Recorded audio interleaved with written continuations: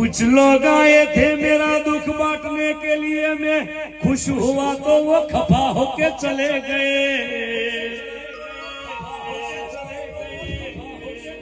तीन अक्षर के जीवन में, दो अक्षर के मौत के बीच में, ढाई अक्षर का दोस्त बाजी मार जाता है।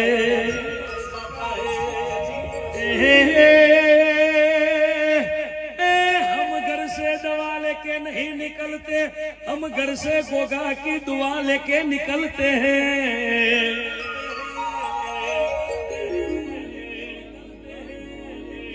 इन हाथों ने हथियार छोड़े हैं, चलाने नहीं भूले। हम मरेंगे तो हमारा कफन भी रेमन का होगा। खमातम